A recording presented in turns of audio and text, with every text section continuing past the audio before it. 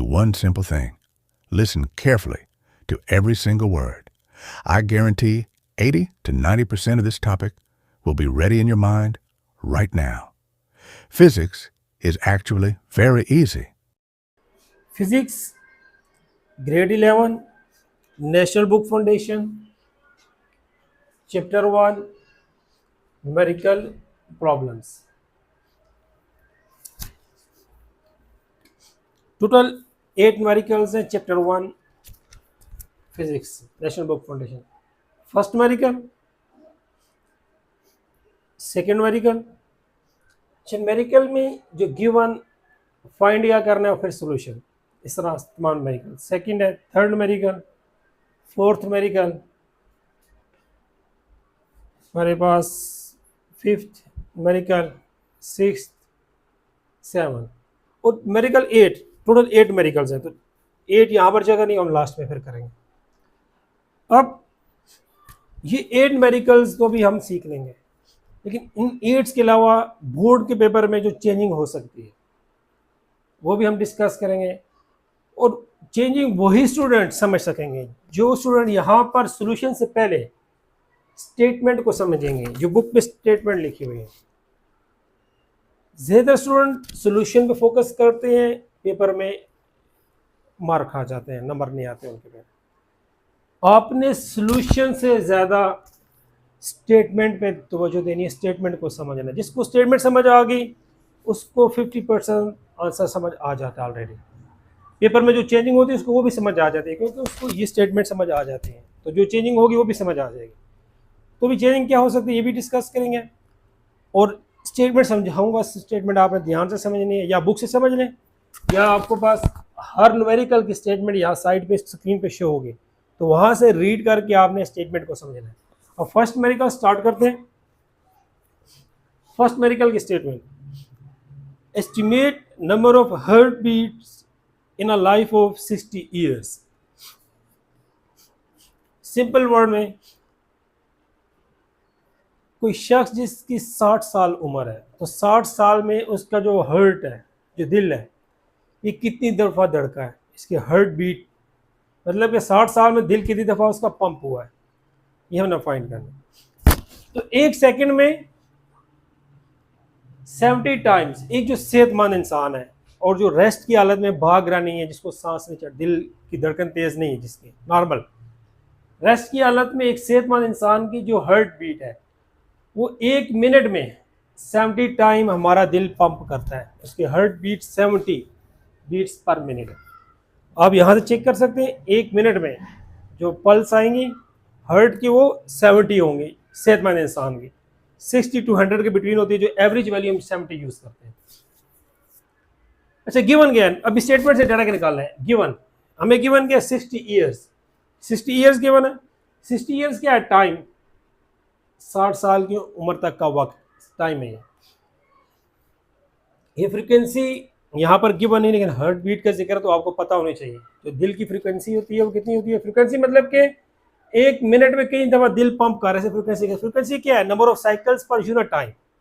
Unit time 1 minute 1 second हो सकता है, तो यूनिट टाइम में कितनी दफ़ा दिल पंप कर रहा है, दिल की फ्रीक्वेंसी है.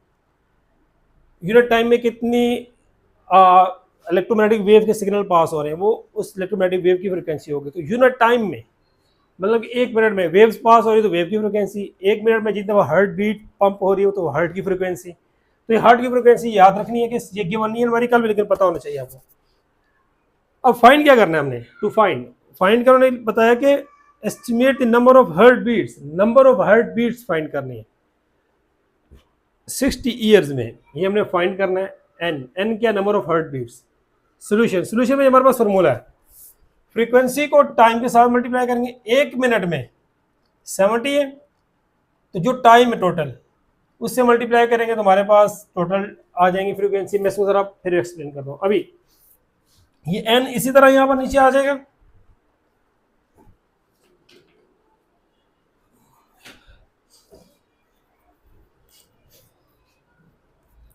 ये एन इसी तरह यहाँ पे आ जाएगा. फ्रीक्वेंसी की वैल्यू क्या है, 70. फ्रीक्वेंसी की जगह पे फ्रीक्वेंसी की वैल्यू आ जाएगी 70. अब टाइम टाइम 60 ईयर्स है, लेकिन यहाँ पर टाइम ईयर्स है और यहाँ पे मिनट्स है, तो इस ईयर्स को मिनट में कन्वर्ट करना है आपने। तो कैसे कन्वर्ट करेंगे? अच्छा, टाइम टाइम की जगह पे यहाँ पे 60 आ जाएगा, आगे ईयर्स है, ईयर्स को मैं कन्वर्ट करना मिनट में। तो 1 ईयर में 12 मंथ्स होते हैं, फिर 1 मंथ में 30 डेज, फिर 1 डे में 24 आवर्स, फिर 1 आवर में 60 मिनट्स। तो मिनट्स में कन्वर्ट हो गए, तो ईयर्स भी मिनट्स में कन्वर्ट हो गए। मैं रिपीट कर रहा हूँ, टाइम क्या 60 तो इस तरह आ जाएगा, ईयर्स साल 60 साल, तो एक साल में 12 महीने होते हैं, एक महीने में 30 दिन होते हैं, एक दिन में 24 घंटे होते हैं, एक घंटे में 60 मिनट होते हैं। तो मिनट में कन्वर्ट हो गया, ये भी मिनट में और ये भी मिनट में, तो दोनों मिनट्स में हो गए। तो आप ये मल्टीप्लाई करेंगे, तो आपके पास ये हार्ट बीट्स आ जाएंगी। अब यहाँ पे कैलकुलेटर पे जब इनको मल्टीप्लाई करेंगे, 2.17 मल्टीप्लाई 10⁹ बीट्स, दिल की जो बीट्स हैं, धड़कन। अब पल्सेस हम राउंड ऑफ करेंगे, ये 5 से बढ़ा तो यहाँ हम एक बढ़ा के इसको छोड़ देंगे, तो ये एक बढ़ेगा तो ये 1 से 2 हो जाएगा, इसको हम छोड़ देंगे, तो 2.2 मल्टीप्लाई 10⁹ बीट्स। तो ये आंसर आ गया फर्स्ट मेरिकल का, रोकड़ा numerical. Determine the dimensions of each of the following quantities. Second numerical में क्या कह रहे हैं? कह रहे हैं कि डायमेंशंस फाइंड करें इसकी और इसकी। ये हमें गिवन है v square over a x, इसकी डायमेंशंस फाइंड करें, और बी कह रहे हैं ए टी स्क्वायर ओवर 2, इन दोनों की डायमेंशंस फाइंड करनी है सेकेंड मेरिकल में। अब डायमेंशंस कैसे फाइंड करनी है? पहले हम इस ए को सॉल्व करते हैं। ए का solution v square over a x. अब वेलोसिटी की डायमेंशंस क्या होती हैं, ये जरा यहाँ पर समझ लें आप लोग। मैंने करवाई तो हुई है, लेकिन वेलोसिटी हमारे पास क्या होती है? Rate of change of displacement. तो वेलोसिटी की डायमेंशंस क्या होंगी? Dimensions of velocity. डिस्टेंस और लेंथ की डायमेंशंस क्या होती है हमारे पास? Capital N. और टाइम की कैपिटल टी। टाइम डिनोमिनेटर में नीचे है, तो ऊपर जाएगा तो नीचे पावर 1 है, ऊपर जाएगा तो -1, तो एल टी पावर -1, ये डायमेंशंस है वेलोसिटी की। तो वेलोसिटी की डायमेंशंस क्या होंगी? एल टी पावर -1, और ये वाला स्क्वायर इस पे इस तरह ही आ जाएगा। इसी तरह एक्सेलरेशन की डायमेंशंस एल टी पावर -2। मैं फाइंड नहीं कर रहा एक्सेलरेशन की डायमेंशन, जिस तरह भी वेलोसिटी की है। एक्सेलरेशन की डायमेंशन फोर्स की, वर्क की, पावर की, प्रेशर की, काफ़ी सारी डायमेंशन मैंने लेक्चर के दौरान उसी तरह फाइंड की, जिस तरह भी यहाँ पर ये वेलोसिटी की फाइंड की। ये बहुत ईजी है। वेलोसिटी की rate of change of displacement या लेंथ, यहाँ से यहाँ तक डिस्टेंस, डिस्प्लेसमेंट या लेंथ एक ही बात है। तो लेंथ की डायमेंशंस कैपिटल एल, टाइम की कैपिटल डी। इस तरह हमने एक्सेलरेशन की डायमेंशंस भी फाइंड की हुई है, तो मैं लेक्चर का लिंक दे दूंगा आपको डिस्क्रिप्शन में। तो यहाँ पर मैं डायरेक्ट एक्सेलरेशन की डायमेंशंस पुट कर रहा हूँ, तो ये अगर किसी को नहीं आती तो मैं लेक्चर का लिंक दे दूंगा, वहाँ से आप बहुत ईजी है डायमेंशंस फाइंड करने, तो वहाँ से आप फाइंड कर सकते हैं। अब एक्सेलरेशन की डायमेंशन होती है एल टी पावर -2, तो ए की जगह पे एल टी पावर -2 आ जाएगा। एक्स क्या है? डिस्टेंस, यहाँ से यहाँ तक का डिस्टेंस, यहाँ से यहाँ तक की लेंथ एक ही बात है। तो डिस्टेंस या लेंथ की डायमेंशन क्या होती है? Capital L. तो एक्स क्या लेंथ है, तो इसकी डायमेंशन क्या होगी? Capital L. अब ये स्क्वायर इधर भी आ जाएगा एल पर भी, और ये स्क्वायर इस टी पे भी आ जाएगा, तो 2 1s are 2 और माइनस आ जाएगा। अब यहां पर अगर कोई पावर नहीं लिखी हुई, कुछ भी ना हो तो 1 होता है, ये बात आपने याद रखनी है, पता होनी चाहिए आपको। पावर 1 होती है, यहाँ +1 ऊपर जाके -1 हो जाएगी, तो एल पावर -1 ऊपर जाके।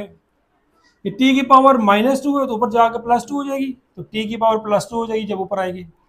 एल की पावर +1 ऊपर जाके -1, तो ये एल की पावर -1 जब वो ऊपर आएंगे। ये 2 मल्टीप्लाई हो गया, ये तीनों ऊपर चले गए हैं, ऊपर जाएंगे तो पावर्स के साइन चेंज हो जाएंगे। अब एल, एल और एल, तीन एल है, तो एक बेस के साथ एक एल के साथ पावर्स ऐड हो जाएंगे। हमारे पास तीन एल है यहाँ पे, एक बेस के साथ तीनों की पावर ऐड हो जाएंगी। 2 -1 -1, 2 -1 -1। अब टी, एक टी हमारे पास इधर है और एक टी इधर है, तो एक टी के साथ पावर्स ऐड हो जाएंगी, -2 +2 -2 +2। तो ये रूल है मैथ का कि सिंगल बेस के साथ पावर्स ऐड हो जाती है। अब +2 -1 -1, इनको प्लस माइनस करेंगे तो जीरो आ जाएगा। अगर किसी की मैथ वीक है तो कैलकुलेटर पे प्लस माइनस कर ले तो जीरो आएगा। +2 -2 कट जाएंगे, आंसर जीरो। अब यहां पर आप कैलकुलेटर पे चेक कर सकते हैं, 5 की पावर अगर जीरो आप करेंगे तो आपके पास आंसर 1 आएगा। कैलकुलेटर पे चेक कर लें, कोई भी नंबर 8 9 24, इसकी पावर जीरो करेंगे तो यहां पर भी आंसर आपका 1 आएगा। मतलब जिसकी भी पावर जीरो होगी उसका आंसर क्या होगा, 1। तो एल की पावर जीरो ये भी 1, टी की पावर जीरो ये भी 1। आप यहां पर कोई भी नंबर लिखें कैलकुलेटर पे, उसकी पावर जीरो करें तो आपके पास जो आंसर आएगा वो क्या आएगा, 1 आएगा। तो टी की पावर जीरो 1, एल की पावर जीरो 1, तो 1 मल्टीप्लाई 1, 1 1 आर 1। तो हमने डायमेंशन फाइंड करें, डायमेंशन तो आई नहीं है, तो नो डायमेंशन। पार्ट ए का जो आंसर है क्या है, नो डायमेंशन। अब पार्ट बी सॉल्व करेंगे ये वाला। बी हमारे पास A T square over 2, A T square over 2। अब ए की डायमेंशंस यहां पर जो पुट की, ए की क्या थी, एल टी पावर -2, तो ए की जगह पे हम लिख देंगे एल टी पावर -2। टी की डायमेंशन कैपिटल टी, टाइम की कैपिटल टी, और यहां पर स्क्वायर था तो स्क्वायर आ जाएगा। टू कांस्टेंट है, कांस्टेंट की डायमेंशन नहीं होती, कांस्टेंट हमेशा डायमेंशन लेस होते हैं, ये पता होना चाहिए। तो 2 की डायमेंशन है ही नहीं है तो हम यहाँ पे नहीं लिखेंगे। अब हमारे पास ए की एल है तो ये इसी तरह नीचे आ जाएगा। 2 टी है हमारे पास, तो दोनों की पावर्स ऐड हो जाएंगी। टी को हम यहाँ एक टी के साथ ये -2 और ये +2, -2 +2, -2 +2 कट जाएंगे, जीरो। ये एल इस तरह नीचे आ जाएगा, टी पावर जीरो 1, जिसकी भी पावर जीरो हो याद रखना वो 1 के इक्वल होता है। तो ये एल 1 आर एल मल्टीप्लाई आगे एल आ जाएगा। तो इसकी डायमेंशंस क्या आई है, कैपिटल एल। 1.3 थर्ड न्यूमेरिकल की statement, if A is equal to X square over Y square Z. ये गिवन क्या है, हमें ए की वैल्यू गिवन है, A is equal to X square Y square, X square over Y square Z. A की value given हमें, और क्या गिवन है, then find the percentage uncertainty in A. अच्छा फाइंड क्या करना है, to find percentage uncertainty, del means uncertainty, percentage uncertainty in A, ये फाइंड करना है, ये लिखा हुआ है। Then find the percentage uncertainty in A, percentage uncertainty in A, ये हमने फाइंड करना है। अच्छा उसके बाद कह रहे हैं the percentage uncertainty in x y and g, percentage uncertainty in x, percentage uncertainty in y, percentage uncertainty in g is 1%, 1% और 2%, ये बुक पे लिखा हुआ है रिस्पेक्टिवली। रिस्पेक्टिवली का मतलब है कि पहला 1 जो सा वो एक्स का है, दूसरा 1 वाई का है, इसी तरतीब से तीसरा जेड का है, 2% जो सा वो जेड का है। तो स्टेटमेंट से मैंने ये डाटा निकाला है, ये हमें गिवन है, ये फाइंड कर रहा है, और यहां से हमने इसका सोल्यूशन स्टार्ट किया। अब इसका सोल्यूशन जरा, हमने अनसर्टेनिटी के रूल्स पढ़े थे। अनसर्टेनिटीज हमेशा ऐड होती, मैंने ये बताया था आपको, ये कभी भी माइनस नहीं होंगी, डिवाइड नहीं होगी। तो परसेंटेज अनसर्टेनिटी हमने फाइंड करनी है, ए की परसेंटेज अनसर्टेनिटी फाइंड करनी है।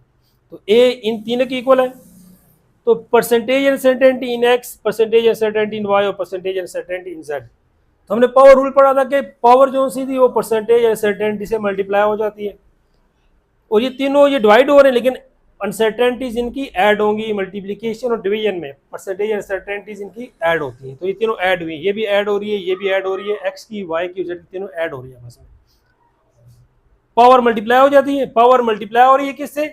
Percentage uncertainty in x, del show कर अनसर्टेनिटी को, परसेंटेज अनसर्टेनिटी इन एक्स से पावर मल्टीप्लाई होगी, ये पावर भी वाई की परसेंटेज अनसर्टेनिटी से मल्टीप्लाई होगी, तो पावर क्या है 2 multiply by percentage uncertainty in y, फिर जेड, जेड में पावर नहीं है तो ये इस तरह आ जाएगा परसेंटेज अनसर्टेनिटी इन जेड।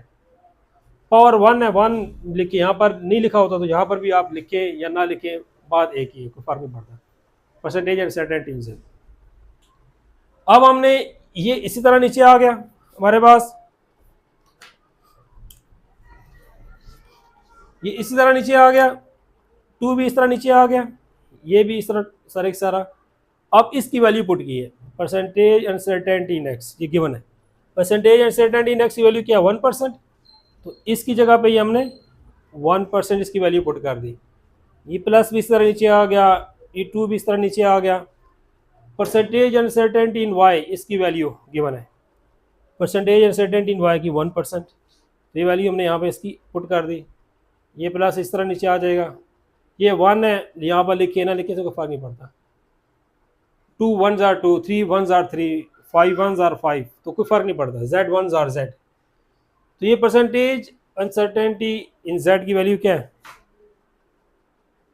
2, तो इसकी जगह हमने 2% पुट कर दिया। अब नेक्स्ट स्टेप में ये इस तरह नीचे आ गया, ये 2 1s are 2%, प्लस इस तरह नीचे आ जाएगा 2 1s are 2%, फिर प्लस इस तरह आ गया, ये 2% इस तरह नीचे आ गया। अब 2 + 2 4 + 2 6% इसका आंसर है। तो परसेंटेज अनसर्टेनिटी हमने फाइंड करनी थी ये वाली, तो ये कितनी आई, परसेंटेज अनसर्टेनिटी ने इज 6% आई है।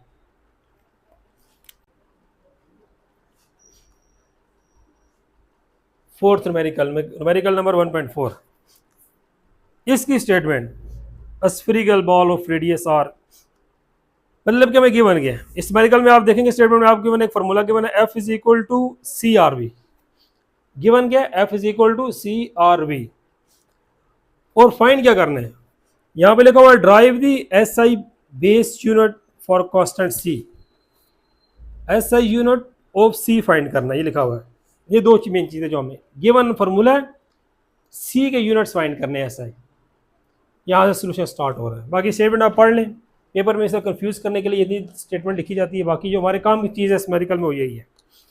अब हमने C के यूनिट्स फाइंड करने हैं, तो यहाँ से हम C की वैल्यू फाइंड करेंगे, RV इधर मल्टीप्लाई हो रहा है, इधर जाके फिर ये डिवाइड हो जाएगा, तो ये RV F के नीचे डिवाइड हो गए और C अपनी जगह पे है, और ये दोनों इधर मल्टीप्लाई हो रहे हैं, उधर जाएंगे तो डिवाइड हो गए। अब हमने अच्छा थ्रू डायमेंशंस फाइंड करनी है, क्वेश्चन में कहा गया आपको, क्वेश्चन में लिखा हुआ है यहाँ पर बाय यूजिंग डायमेंशंस, आपको नजर आ रहा होगा स्टेटमेंट में भी बाय यूजिंग डायमेंशंस, तो इसलिए हमने डायमेंशंस ऑफ C। अब डायमेंशंस ऑफ फोर्स मैं वीडियो का लिंक दे दूंगा, जैसे मैंने ये वेलोसिटी की डायमेंशंस फाइंड की है, वहां पर हमने फोर्स की भी की हुई है उस लेक्चर में, बहुत इजी डायमेंशंस फाइंड करना। फोर्स की डायमेंशंस क्या होती हैं, MLT⁻², और क्या डिस्टेंस और लेंथ, सेंटर से सर्कमफेरेंस तक का जो डिस्टेंस है उसे हम रेडियस ऑफ कहते हैं। तो आर क्या हमारे पास लेंथ, इसकी डायमेंशंस क्या होगी, कैपिटल L, V की डायमेंशंस ये वाली LT⁻⁻1, तो V की जगह पे हम LT⁻⁻1 लिख देंगे। अब ये इसके बाद ये इसी तरह हम लिख देंगे, ये जो नीचे 3 वैल्यू ये ऊपर चली जाएंगी, ऊपर जाएंगी तो ये +1 है, ये ऊपर जाके -1, ये भी +1 ऊपर जाके -1, ये -1 ऊपर जाके +1 हो जाएगा। तो यही हमने यहाँ पर किया है, ये MLT⁻², MLT⁻² इस तरह आ गया, ये L की पावर +1 है, ऊपर जाएगा तो L की पावर -1, ये L की पावर यहाँ पर भी +1, ऊपर जाएगा तो L की पावर -1, T की पावर -1 है, इधर T की पावर +1 हम लिखते नहीं ना। अब नेक्स्ट स्टेप में ये इस तरह नीचे आ जाएंगे, ये M इस तरह नीचे आ गया, =2 भी इस तरह नीचे आ जाता है, C भी इस तरह नीचे आ जाएगा। अब हमारे पास T, 2 T है, एक यहाँ पर है, एक ये टी है और हमारे पास एक ये है। पहले एल को सॉल्व करते हैं सर, पहले एल आ रहा है ना एम के बाद। अच्छा हमारे पास एक एल इधर है, एक इधर है और एक इधर है, 3 एल है। तो हम एक एल को लिखेंगे और इन सब की पावर्स को ऐड करेंगे। इसकी पावर +1 ये आ जाएगी, इसकी -1 और इसकी -1, तो -1 -1। देन टी, एक टी हमारे पास ये है और एक ये है, 2 टी है। तो एक टी लिखेंगे, पावर्स ऐड कर देंगे, -2 +1 -2 +1। ये मैथ का रूल है कि सिंगल बेस के साथ पावर्स ऐड हो जाती हैं अगर बेसिस सेम हो तो। ये अगेन एम इस तरह नीचे आ जाएगा। अब यहां से ये +1 -1 कट जाएगा, एक -1 बच जाएगा। अब -2 से +1 माइनस करेंगे तो -1 बच जाएगा। तो सी की डायमेंशंस क्या आई हैं, m l power -1 t power -1। लेकिन हमने फाइंड क्या करना था, SI यूनिट ऑफ सी। सी के SI यूनिट फाइंड करने हैं। SI यूनिट कैसे फाइंड करेंगे, m मैस की डायमेंशन है तो मैस का SI यूनिट क्या होता है, kg। लेंथ को मीटर में मेजर करते हैं तो लेंथ का SI यूनिट क्या होगा, मीटर। ये पावर -1 है तो यहाँ पर -1 आएगी। टाइम की यूनिट क्या है, सेकंड। तो सेकंड, ये -1 है तो यहाँ पर सेकंड की भी -1 आएगा। तो सी के जो SI यूनिट वो क्या आएंगे, kg पर मीटर सेकंड। kg पर मीटर सेकंड ये SI यूनिट आ गए हैं इसके। न्यूमेरिकल 1.5, इस न्यूमेरिकल में स्टेटमेंट में हमें गिवन है, स्टेटमेंट पहले रीड करनी है सब में। The pressure P eight depth, इसकी स्टेटमेंट मैं रीड नहीं कर रहा हूँ, आपने प्रॉपर स्टेटमेंट रीड करनी है। हमें गिवन गया है, इसमें आपको नजर आ रहा होगा P is equal to rho ji h. P is equal to rho ji h. तो स्टेटमेंट में ये लिखा हुआ कि P प्रेशर है, रो डेंसिटी है, G एक्सेलरेशन है और H हाइट है, यही लिखा हुआ स्टेटमेंट में, आप रीड कर लें। हमें गिवन क्या है, P is equal to rho ji H, ये गिवन है। फाइंड क्या करना है, अच्छा कह रहे हैं कि होमोजेनिटी चेक करनी है। फाइंड क्या करना है, होमोजेनिटी चेक करनी है इस इक्वेशन की। होमोजेनिटी क्या है, लेक्चर के दौरान मैंने प्रिंसिपल ऑफ होमोजेनिटी पढ़ाया था, और वो क्या था कि लेफ्ट साइड की डायमेंशन और राइट साइड की डायमेंशन अगर इक्वल आ जाती है तो ये इक्वेशन डायमेंशनली करेक्ट है, मतलब ये इक्वेशन ठीक है। अगर दोनों साइड की डायमेंशन इक्वल नहीं आती तो ये इक्वेशन रॉन्ग होगी, गलत होगी। तो इसे कहते हैं होमोजेनिटी चेक करनी। तो मतलब हम होमोजेनिटी कैसे चेक करेंगे, इसकी डायमेंशन फाइंड करेंगे पहले लेफ्ट साइड की। लेफ्ट हैंड साइड में क्या है, प्रेशर P, तो इसकी डायमेंशंस फाइंड करेंगे। प्रेशर क्या होता है, फोर्स पर यूनिट एरिया। ये फॉर्मूला आपको याद भी रह जाएगा। किसी भी जो आजकल तो नहीं रहे, जो पुराने होते थे एयर पंप, टायर में हवा भरने वाले, उसको हम फोर्स लगाते थे, प्रेस करते थे हाथ से। तो प्रेस क्या करते थे, फोर्स लगाते थे एरिया पे, तो एयर जो सी थी वो टायर में एंटर होती थी। तो फोर्स पर यूनिट एरिया, ये क्या प्रेशर, हम उसे प्रेशर बनाते थे। तो प्रेशर क्या होता है, force per unit area. Unit area पे जो फोर्स लगा रहे हैं वो क्या होता है, प्रेशर। अब डायमेंशन ऑफ प्रेशर, फोर्स की डायमेंशंस अगेन यहाँ पर हमने फाइंड जो लिखी थी, फोर्स की dimensions ml/t power -2 ml/t power -2। मैं अगेन बता रहा हूँ, मैं लेक्चर का लिंक दे दूंगा आपको। ये डायमेंशन जिस तरह वेलोसिटी की फाइंड की, इस तरह बहुत ईजी है ये। तो वहाँ से जब आप लेक्चर 15 से 20 मिनट का सुन ले, आपको सारी डायमेंशंस फाइंड करना आ जाएंगे और याद भी हो जाएंगे इंशाल्लाह ध्यान से सुनने से। तो फोर्स की डायमेंशंस, एरिया क्या होता है, मीटर स्क्वायर, मतलब कि लेंथ मल्टीप्लाई बाय विड्थ। तो ये इसका क्या होगा, डायमेंशंस क्या होंगी, एल स्क्वायर। मीटर स्क्वायर क्या होगा, कैपिटल एल स्क्वायर, इसकी डायमेंशंस हो जाएंगी। अब ये ml/t पावर -2 ml/t पावर -2 इस तरह आ जाएगा। एल स्क्वायर ऊपर जाएगा तो एल पावर -2 हो जाएगा, यहाँ +2 है, ऊपर जाएगा तो -2 हो जाएगा। अब नेक्स्ट स्टेप में ये हमारे पास, इस स्टेप में ये m इस तरह नीचे आ जाएगा। अब 2 एल हमारे पास, एक ये है और एक ये है। बेसिस सेम है, एक बेस के साथ पावर्स ऐड हो जाती हैं, इसकी पावर 1, इसकी -2, तो 1 -2। और ये टी भी, ये टी इस तरह नीचे आ जाएगा, ये m इस तरह नीचे आ जाएगा। ये 1 -2 क्या होता है, -1, और ये t -2 इस तरह आ जाएगा। तो ये लेफ्ट साइड की डायमेंशन आ गई, लेफ्ट हैंड साइड की dimension m l power -1 t power -2 आ गई। अब हम राइट साइड की डायमेंशंस फाइंड करेंगे इसकी रो जी एच की, इस राइट साइड की डायमेंशंस फाइंड करेंगे। राइट हैंड साइड क्या है, रो जी एच, ये राइट ये लेफ्ट थी और ये राइट थी, rho ji H, dimensions of rho ji H. अब रो क्या है, रो हमारे पास होती है density mass per unit volume. इसकी डायमेंशंस मैंने पहले फाइंड की, मैं यहाँ पे बताता हूँ आपको। रो हमारे पास होती है डेंसिटी, ये होता है मास पर यूनिट वॉल्यूम। अब मास मास की डायमेंशंस क्या होती हैं, तो रो की डायमेंशंस क्या होंगी फिर, मास की dimensions capital m, volume, volume हमारे पास क्या होता है, length multiply by width multiply by height, meter cube. तो मीटर मतलब कि लेंथ, ये एल क्यूब, इसकी डायमेंशंस हो जाएंगी कैपिटल एल, वॉल्यूम की कैपिटल एल क्यूब इसकी डायमेंशंस हो जाएंगी। तो एम एल, ये ऊपर जाएगा तो l power -3, m l power -3, m l power -3, ये डायमेंशंस आ गई हैं इस रो की। आगे जी, जी क्या एक्सेलरेशन, ग्रेविटेशन एक्सेलरेशन है या नॉर्मल एक्सेलरेशन है। तो एक्सेलरेशन की डायमेंशंस क्या होती हैं, एल टी पावर -2, वहां पर भी हमने एक्सेलरेशन की dimension L T power -2 put की थी। तो जी ग्रेविटेशन एक्सेलरेशन है या नॉर्मल है, डायमेंशन सब दोनों की सेम है, एल टी पावर -2। एच क्या है, हाइट, यहाँ से ज़्यादा की हाइट या यहाँ से ज़्यादा की लेंथ, तो लेंथ की डायमेंशंस क्या होती है कैपिटल एल, तो हाइट की डायमेंशन भी कैपिटल एल। अब इस स्टेप में ये एम इसी तरह नीचे आ जाएगा। अब हमारे पास एक एल यहाँ पर है, एक यहाँ पर है और यहाँ पर है, तो इसकी पावर -3, इसकी पावर +1, इसकी पावर +1, -3 +1 +1, -3 +1 +1, -3 +1 +1, तो एक बेस के साथ पावर्स ऐड हो जाएंगी। अब उसके बाद टी हमारे पास एक ही है, तो टी पावर -2, टी पावर -2 इस तरह नीचे आ जाएगा।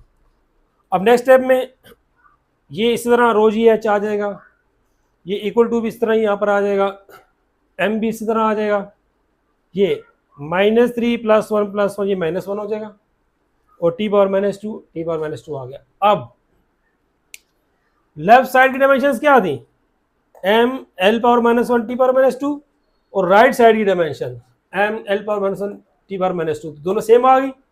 राइट साइड की डायमेंशन और लेफ्ट साइड की डायमेंशन दोनों सेम आ गई हैं, तो हम लिख सकते हैं कि लेफ्ट हैंड साइड की डायमेंशन और राइट हैंड साइड की डायमेंशन इक्वल है, left hand side is equal to right hand side. तो मैंने क्या कहा था, होमोजेनिटी क्या है कि लेफ्ट साइड और राइट साइड की डायमेंशन इक्वल आ जाएंगे, तो ये इक्वेशन क्या है, डायमेंशनली करेक्ट है। तो हमने होमोजेनिटी चेक की, so the equation is dimensionally homogeneous या डायमेंशनली करेक्ट। तो हमने इसकी होमोजेनिटी चेक की है इस इक्वेशन की, मतलब इस साइड की डायमेंशन फाइंड की है और इसकी फाइंड की है, एक साइड की डायमेंशन, ये दूसरी साइड की, और ये दोनों सेम आ गई, तो होमोजेनिटी चेक हो गई। मेरिकल 1.6 estimate how many protons are there in a bacterium। एक बैक्टीरियम में कितने नंबर ऑफ प्रोटॉन्स हैं, और हमें और क्या क्यों है, हमें नंबर ऑफ प्रोटॉन्स फाइंड करना है। तो टू फाइंड क्या है, एन क्या, नंबर ऑफ, पी से प्रोटॉन, तो एन पी क्या, नंबर ऑफ प्रोटॉन्स, ये हमने फाइंड कर रहे हैं। गिवन क्या हमें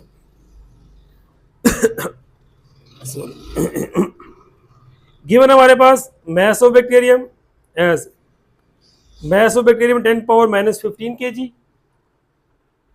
mass of B से बैक्टीरिया, M से mass of bacterium क्या है 10 पावर -15 kg गिवन है, और हमें गिवन है mass of proton, ये M से mass, P से प्रोटॉन, mass of proton हमें गिवन है 10 पावर -27 kg, ये दो चीजें हमें गिवन है, B से बैक्टीरियम और P से proton, mass of bacterium 10 power -15 kg, mass of proton 10 power -27, और हमने फाइंड करने नंबर ऑफ प्रोटॉन्स। अच्छा, नंबर ऑफ प्रोटॉन हम कैसे फाइंड करेंगे, ये एक प्रोटॉन का मैस है और ये हमारे पास बैक्टीरियम का मैस है, तो इस बैक्टीरियम में कितने प्रोटॉन्स होंगे, तो मैस ऑफ बैक्टीरियम को मैस ऑफ प्रोटॉन पे डिवाइड करेंगे, हमारे पास नंबर ऑफ प्रोटॉन्स आ जाएंगे। नंबर ऑफ प्रोटॉन्स क्या है, मैस ऑफ बैक्टीरियम। इसकी एग्जांपल ऐसे ही है, अगर हमारे पास मार्कर्स है, फॉर एग्जांपल मेरे पास है 5 मार्कर्स, और एक मार्कर हमारे पास है 5 मार्कर्स 500 के हैं, तो एक मार्कर कितने का होगा, 100 रुपीज़ का। कैसे फाइंड करेंगे, 5 मार्कर्स हमारे पास हैं 500 रुपीज़ के, टोटल है 5। टोटल प्राइस को एक मार्कर की प्राइस नंबर ऑफ मार्कर्स पे डिवाइड करेंगे, तुम्हारे पास क्या आ जाएगा, एक मार्कर की प्राइस आ जाएगी। हमने नहीं, total price number of markers अगर फाइंड करने, फॉर एग्जांपल टोटल प्राइस को एक मार्कर की प्राइस पे अगर हम डिवाइड करें तो हमारे पास क्या आता है, ये 0 0 से कट जाएगा 5 number of markers. Total price को एक मार्कर की प्राइस पे डिवाइड किया, मैथ को एक प्रोटॉन के मैथ पे डिवाइड किया तो नंबर ऑफ प्रोटॉन्स आ जाएंगे हमारे पास। जरा इस पे सोचना है आपने। एनपी के number of protons, math of bacterium, उस मैथ ऑफ बैक्टीरियम में कितने प्रोटॉन्स हैं, एक प्रोटॉन के मैथ पे डिवाइड कर देंगे, तो कैलकुलेटर पे जब आप डिवाइड करेंगे तो 10 power 12 protons, number of protons आपके पास आ जाएंगे। नेक्स्ट न्यूमेरिकल, ये न्यूमेरिकल और ये दोनों ऑलमोस्ट सेम है। इस न्यूमेरिकल में हमें डायमीटर ऑफ सन, डी से डायमीटर, एस से सन, डायमीटर ऑफ सन के वन है 10 पावर 5 किलोमीटर, और डायमीटर ऑफ प्रोटॉन, ये डायमीटर ऑफ प्रोटॉन और डायमीटर ऑफ हाइड्रोजन एटम दोनों इक्वल होते हैं। क्यों, ये आपने याद रखना है, एक हाइड्रोजन एटम में एक ही प्रोटॉन होता है और यहाँ पे एक इलेक्ट्रॉन होता है, तो जो प्रोटॉन का डायमीटर होगा वही हाइड्रोजन एटम का भी डायमीटर होता है, और यहाँ पे हमारे पास एक प्रोटॉन और एक इलेक्ट्रॉन होता है, इसलिए फर्स्ट एलिमेंट है एक प्रोटॉन और एक इलेक्ट्रॉन है, तो जो प्रोटॉन का डायमीटर है वही हाइड्रोजन एटम का भी, मैं रिपीट कर रहा हूँ, हाइड्रोजन एटम में एक प्रोटॉन होता है, तो जो डायमीटर प्रोटॉन का वही हाइड्रोजन एटम का, तो इसलिए diameter of proton is approximately equal to diameter of hydrogen atom, और ये हमें गिवन 10 पावर माइनस 14 किलोमीटर। हमने फाइंड क्या करना है, number of hydrogen atom find करने, नंबर ऑफ हाइड्रोजन एटम यहाँ पे लिखा हुआ है, how many hydrogen atoms are, how many hydrogen atoms. अब जरा क्वेश्चन समझ रहे, थोड़ा सा कंफ्यूजिंग है। इस क्वेश्चन में कह रहे हैं कि सन का जो डायमीटर है, डायमीटर क्या होता है, ऐसी लाइन जो सेंटर से पास हो और दो पॉइंट्स को मिला रही है, ये डायमीटर है। तो सन के डायमीटर के अलोंग यहाँ पे कितने नंबर ऑफ हाइड्रोजन एटम्स आएंगे, अगर एक हाइड्रोजन एटम का डायमीटर इतना है तो इस सन के डायमीटर के अलोंग कितने हाइड्रोजन एटम्स आएंगे, ये हमें फाइंड करना है। तो हम ये जो टोटल सन का डायमीटर है इसको एक हाइड्रोजन एटम के डायमीटर पे डिवाइड कर देंगे, सन के डायमीटर को एक हाइड्रोजन एटम के डायमीटर पे डिवाइड कर देंगे, हमारे पास नंबर ऑफ हाइड्रोजन एटम आ जाएंगे, नंबर ऑफ हाइड्रोजन एटम आ जाएंगे। वो पे समझ आ गया सबको। तो इसलिए हमने यही किया कि यहाँ पर सोल्यूशन ये हमने फाइंड करा है, और ये हमारे पास गिवन है, ये सोल्यूशन है डायमीटर ऑफ सन, और ये डायमीटर ऑफ सन की वैल्यू यहाँ से पुट करनी है, हाइड्रोजन एटम की पुट करनी है, डिवाइड करेंगे नंबर ऑफ हाइड्रोजन एटम आपके पास आ जाएंगे। 1.8 लास्ट न्यूमेरिकल, इस न्यूमेरिकल के स्टेटमेंट में अब स्टेटमेंट एड करेंगे तो आपको मिलेगा the current passing through a resistor, आपको रेजिस्टेंस मिलेगी, करंट मिलेगा, लेकिन थोड़ी सी एक चीज़ मैंने जो डिफरेंट किया है यहाँ पे कि यहाँ पर जो रेजिस्टेंस की वैल्यू लिखी हुई है वो लिखी हुई है R is equal to 13 plus minus 0.5 oh. अच्छा, और मैंने सिर्फ यहाँ पर बुक में सिर्फ R लिखा हुआ है और मैंने R के साथ प्लस माइनस डल R, तो ये दोनों ठीक है। इस तरह को आप इससे भी लिख सकते हैं और इसको आप ऐसे भी लिख सकते हैं, ये दोनों सेम है, कोई फर्क नहीं पड़ता, इससे आपको परेशानी होना। अच्छा, गिवन डाटा आपको रेजिस्टेंस गिवन है, आपको करंट गिवन है, स्टेटमेंट में नजर आ रहा होगा। उसके बाद A B C D find करना है। A में क्या है, calculate the power, to find power calculate करनी है। B में क्या है, find the percentage uncertainty of current, percentage uncertainty of current, ये परसेंटेज के सिंबल है, ये अनसर्टेनिटी और ये करंट। और C में क्या है, find the percentage uncertainty of resistance, percentage uncertainty of resistance, ये फाइंड करना है। और D में क्या है, फाइंड द एब्सोल्यूट अनसर्टेनिटी और सिंपल अनसर्टेनिटी। यहाँ पर D में क्या, uncertainty of power, of electrical power, uncertainty of power, percentage नहीं है डी में। तो ये हमने 4 चीज़ें फाइंड करनी है। अब नॉर्मल हमारे पास जो पावर है work done per unit time, लेकिन electric power product of voltage and current, ये 3-4 फार्मूले हैं। तो यहाँ पर हमारे पास गिवन क्या है, रेजिस्टेंस और करंट है, तो पावर का फार्मूला हम रेजिस्टेंस और करंट वाला लगाएंगे। तो हमारे पास पावर का फार्मूला आई स्क्वायर आर, यह आपने फिलहाल याद रखना है, आगे बुक में हम पढ़ेंगे, स्टूडेंट प्रूफ करेंगे। P is equal to I square R power का फार्मूला है। आई की वैल्यू आपके पास है, आई की कितनी है 3, तो यहाँ पे हम आई की जगह पे 3 लिख देंगे और स्क्वायर इस तरह आ जाएगा। और आर की वैल्यू कितनी है 13, तो आर की जगह पे 13 आ जाएगी। ये अनसर्टेनिटी हम नहीं लिख रहे क्योंकि क्वेश्चन में क्या है, पावर फाइंड करनी है विद अनसर्टेनिटी, इन्होंने नहीं कहा। तो आपने ये अनसर्टेनिटी की वैल्यू सिर्फ यही वैल्यू लिखनी है आई की और आर की। और कैलकुलेटर में सिंप्लीफाई करेंगे तो 3 का square 9 multiply by 13 117 watt power आ जाएगी। पार्ट ए सॉल्व हो गया। अब part B, percentage uncertainty of current. Percentage uncertainty of current, मैंने कहा था कि परसेंटेज अनसर्टेनिटी करंट कैसे फाइंड करते हैं। इसको इस पे डिवाइड करेंगे, मल्टीप्लाई बाय 100 करेंगे, 0.1 divided by 3, 0.1 divided by 3 multiply by 100, तो ये परसेंटेज अनसर्टेनिटी ऑफ करंट, इस करंट की आ जाएगी। अब फार्मूला क्या है ये भी समझ लें। परसेंटेज अनसर्टेनिटी ऑफ करंट, ये फार्मूला है। फार्मूला क्या है, इसको इस पे डिवाइड किया था, मतलब कि इसको इस पे, डेल आई को आई पे डिवाइड करना, डेल आई को आई पे मल्टीप्लाई बाय 100, ये फार्मूला है। डेल आई को आई पे मींस के 0.1 को 3 पे, 0. डेल आई की वैल्यू 0.1, डेल आई की वैल्यू पुट कर दी यार, और आई की 3 है, 3 की यहाँ पर आई की वैल्यू पुट की मल्टीप्लाई 100, तो ये परसेंटेज अनसर्टेनिटी। अब हमारे पास ये पार्ट बी हो गया। अब पार्ट सी, सी में percentage uncertainty of r find करना है। ये आर, इसको इस पे डिवाइड करना है, 0.5 को 13 पे, 0.5 को 13 पे मल्टीप्लाई बाय 100 करेंगे तो परसेंटेज अनसर्टेनिटी ऑफ आर, ये इसका फार्मूला है।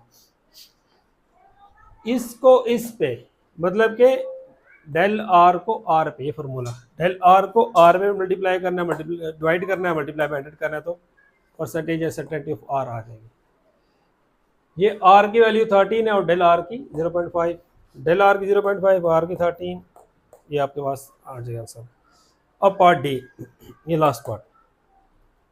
अच्छा, डेल पी, तो ये हमारे पास परसेंटेज अनसर्टेनिटी इन पावर। तो पावर हमारे पास क्या है, product of voltage and current. तो हमने रूल पढ़ा था कि मल्टीप्लिकेशन और डिवीजन में परसेंटेज अनसर्टेनिटीज ऐड होती है और पावर हो तो मल्टीप्लाई हो जाती है। तो हमने इसमें अनसर्टेनिटी फाइंड करने के लिए इनकी परसेंटेज अनसर्टेनिटीज को ऐड करना है। तो ये हमने ऐड किया, आई की परसेंटेज अनसर्टेनिटी ऑफ आई, तो पावर जो सी है वो मल्टीप्लाई हो जाती है, हम रूल पढ़ चुके हैं। तो पावर मल्टीप्लाई होगी two percentage uncertainty of current plus आप इसकी परसेंटेज अनसर्टेनिटी आर की, परसेंटेज अनसर्टेनिटी ऑफ आर। तो ये हमारे पास दोनों को ऐड किया। तो ये रूल क्या था कि परसेंटेज अनसर्टेनिटीज ऐड होती हैं मल्टीप्लिकेशन डिवीजन में और पावर उनसे मल्टीप्लाई हो जाती है। अब ये 2 और ये साथ पावर पी क्यों आ रहा है, ये पी यहाँ पर रहेगा, परसेंटेज किसकी, टोटल पावर इसकी, तो ये पी यहाँ पर आता है, ये फॉर्मूला है इसका। पी की वैल्यू क्या आ गई 117, 2 इस तरह आ जाएगा। परसेंटेज अनसर्टेनिटी ऑफ करंट ये फाइंड किया है, परसेंटेज अनसर्टेनिटी ऑफ करंट 3, तो इसकी जगह पे हमने ये 3% पुट कर दिया, ये प्लस इस तरह आ जाएगा। अब इसकी value percentage uncertainty of r, ये इसकी वैल्यू है 3.8 को हम 4 लिख देते हैं, तो राउंड ऑफ करके, तो 3.8 को हमने 4% लिख दिया। अब नेक्स्ट स्टेप में ये डेल पी और is equal to 117, del p is equal to 117 इस तरह आ जाएगा। ये 3 to the 6% प्लस इस तरह आ जाएगा और 4 इसी तरह आ गया। अब 6 + 4 10%, ये इस तरह आ जाएगा। अब 10% ऑफ 117, मैंने आपको फॉर्मूला सिखाया था कैसे फाइंड करते हैं ये। 10% ऑफ 117 हम फाइंड करते रहे पहले भी, 10% इसका। तो ऑफ की जगह मैंने क्या कहा, परसेंटेज की जगह आपने क्या लिखना है 1/100, ऑफ की जगह पे मल्टीप्लाई 117। तो आप जब इसको सिंप्लीफाई करेंगे तो आपके पास आंसर आ जाएगा 11.7। तो 10% ऑफ 117 11.7 वाट सॉल्व होगा।